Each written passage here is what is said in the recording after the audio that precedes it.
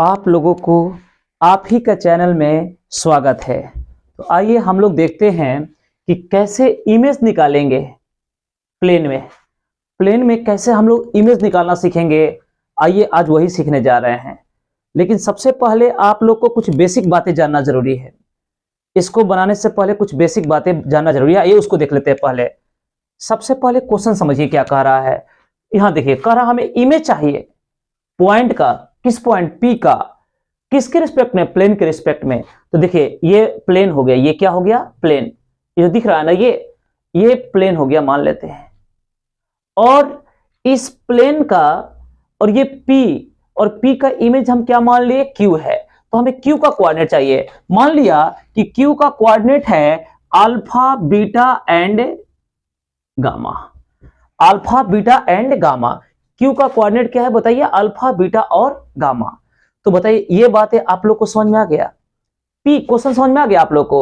P का image चाहिए, तो P का इमेज हम क्या मान लिए? Q।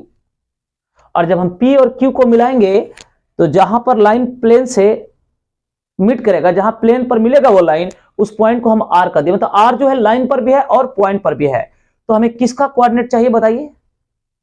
हमें चाहिए किसका कोऑर्डिनेट है? हमें Q का कोऑर्डिनेट चाहिए। तो आइए समझते हैं कैसे बनाएंगे। सबसे पहले ध्यान पूर्वक समझिएगा। देखिए ये प्लेन है 2x minus y plus z plus 3 बराबर 0। तो कोई पूछेगा कि इसका नॉर्मल का डायरेक्शन रेशियो बताइए। जैसे ये प्लेन हो गया, ये प्लेन हो गया, और इस पर जो परपेंडिकुलर होता है उसी को नॉर्मल कहते हैं। प्लेन पर जो परपेंडिकुलर होता है उसी को हम लोग क्या कहते हैं? नॉर्मल कहते हैं। तो ध्यान से देखिए, तो इसका जो नॉर्मल हो जाएगा दिखा देते हैं यहां से। 2 कॉमा माइनस 1 कॉमा एक्स के साथ 2 है, वाई के साथ -1 और जेड का गुणांक 1 हो गया। क्लियर है? तो ये इसका डायरेक्शन रेशियो हो गया। किसका? ये नॉर्मल का। किसका? नॉर्मल का। तो सबसे पहले हमें क्यू चाहिए। क्या चाहिए? बोलिए फिर से। क्यू चाहिए। तो ध्यान पूर्वक देखिएगा। तो सबसे पहले क्या करेंगे?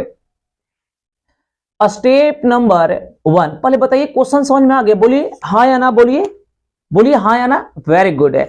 अब चलिए सबसे पहले स्टेप नंबर 1 में क्या करेंगे कि हम पीआर का, किसका इक्वेशन लिखेंगे? पीआर के बारे में। तो मान लेते हैं ये लाइन हो गया पीआर। ध्यान से देखिए, ये हो गया P और ये हो गया मान लेते हैं R।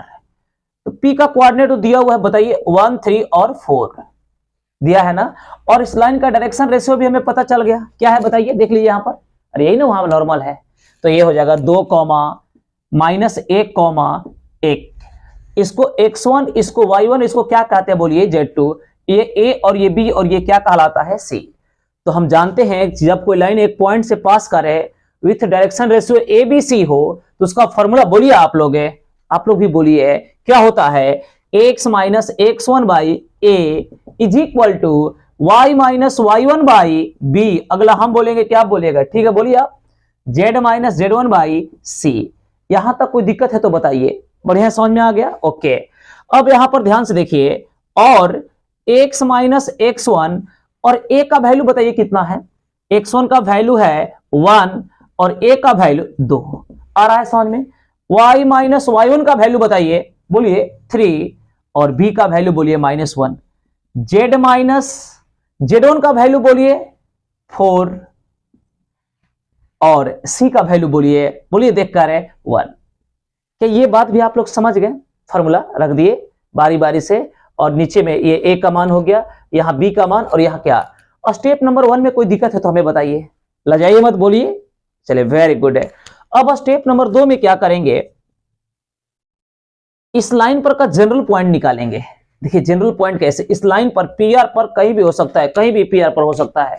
आइए वो भी नया टेक्निक से सीखिए। एकदम आप लोग एकदम मजेदार तरीका सिखाएंगे कि कैसे आर का हम लोग जनरल पॉइंट निकालेंगे। बढ़िया से सीखिएगा। आइए देखते हैं। तो सबसे पहले देखिए, इसमें के नीचे वाला में के से गुना कर दीजिए यदि x कोऑर्डिनेट लिखना है तो ये हो जाएगा 2k, और ये -1 है तो क्या हो जाएगा? +1। फिर से एक बार नहीं समझ में जनरल पॉइंट लाइन पर का कैसे लिखते हैं? फिर से एक बार समझिए। देखिए अब इस वाले के लिए नीचे वाले में k से मल्टीप्लाई तो -k हो जाएगा, और ये -3 है तो +3। तो कहेगा सर बस अब अगला हम बताएंगे। चलिए आप बनाइए जल्दी से। वाह वेरी गुड है। तो ये हो जाएगा k, और ये -4 बा, ये -4 बा तो क्या लिखा जाए? +4। यहां समझ में बढ़िया से आ गई, वेरी गुड। अब आर ये जनरल पॉइंट है, ये आर कहां कहां है, लाइन पर भी है और प्लेन पर भी है। और चूंकि लिखेंगे, ध्यानपूर्वक समझिएगा कि चूंकि आर कहां लाई कर रहा, बताइए, r lies on plane. R कहां लाई कर रहा है, बोलिए, प्लेन पर लाई कर रहा है, वेरी गुड। आर देखिए प्लेन पर भी है, लाइन पर भी है, प्लेन पर भी है। और प्लेन का इक्वेशन बताइए कितना दिया है, 2x - y + z + 3 = 0। बोलिए आया कि नहीं आया समझ में। ये आर कहां लाई कर रहा, प्लेन पर लाई कर रहा है। इसका मतलब ये हुआ कि आर उस प्लेन को सेटिस्फाइड करेगा। ठीक है सर, ज्यादा इंग्लिश फारसी मत बताइए, सिंपल भाषा में बताइए, वही अब बता रहे हैं आप लोग को। तो आइए देखते हैं। इसके लिए सेटिस्फाइड का मतलब आर किस प्लेन पर लाई कर रहा है, इस प्लेन पर लाई कर रहा है, यही ना मेरा प्लेन है, यही ना मेरा प्लेन है, देखिए तो यही ना प्लेन का इक्वेशन है। तो आइए देखते हैं। तो सेटिस्फाइड कहने का मतलब अपनी ठेठ बिहारी भाषा में सीखते हैं। तो देखिए कैसे, इसका मतलब ये हुआ 2 और ये x के वैल्यू, x के जगह पर इसको रख देंगे। सेटिस्फाइड का मतलब x के जगह इसको, y के जगह इसको, z के जगह इसको। तो x है और x के जगह बताइए क्या है, बोलिए, वाह वेरी गुड। माइनस है तो माइनस, समझ में आ रहा है आप लोग को, माइनस है तो माइनस है।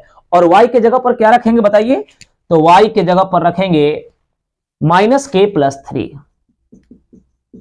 प्लस, आ रहा है समझ में। z के जगह बोलिए क्या रखेंगे, बोलिए k+4।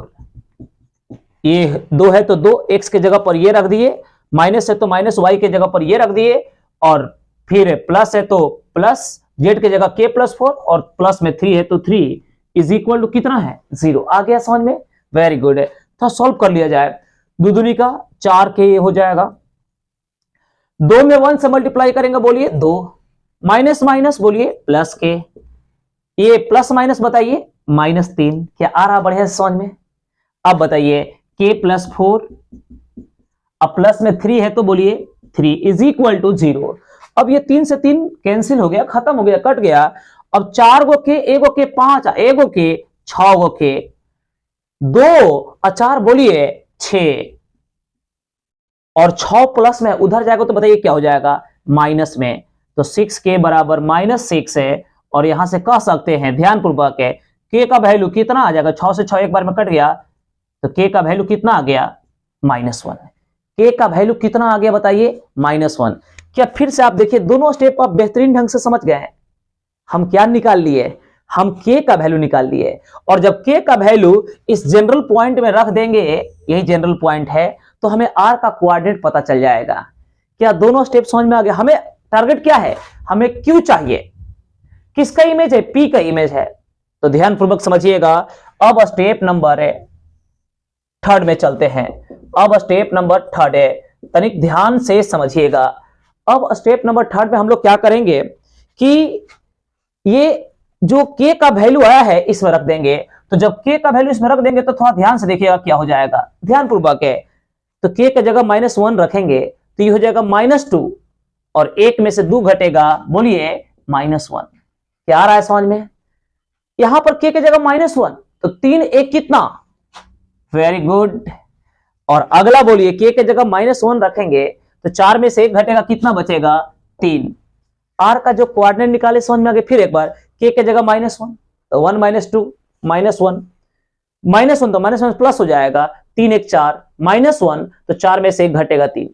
r का कोऑर्डिनेट निकाले समझ में आ गया। और हमें किसका कोऑर्डिनेट चाहिए, फिर से बोलिए, कहेगा सर बस देखिए कैसे, क्योंकि r तो मिड पॉइंट हुआ ना, ये इमेज का मतलब r से p का डिस्टेंस और r से q का डिस्टेंस इक्वल होता है, अर्थात r is the mid point. तो देखिए ध्यान से, अब यहां पर p दिख रहा है बुआ, बोलिए p का कोऑर्डिनेट 1 3 4 आ रहा है समझ में, वेरी गुड। अब आइए q का कोऑर्डिनेट क्या है, अल्फा बीटा गामा। और आप लोग के मेहनत से, आप लोग की इस खूंखार मेहनत से, और अब हम r भी निकाल लिए, r का भी कोऑर्डिनेट आ गया।